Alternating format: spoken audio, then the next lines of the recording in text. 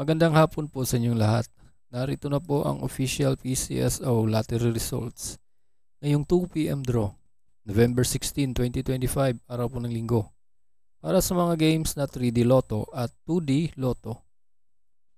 Kung bago ka pa lang sa aking channel, pwede kang mag-like, share, at subscribe para updated kayo sa mga PCSO lottery results araw-araw.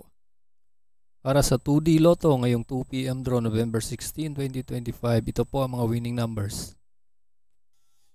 6 and 17 in exact order.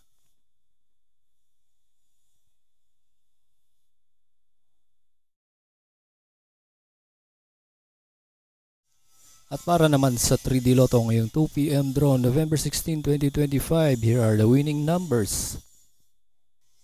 1, 7, and 3 in exact order.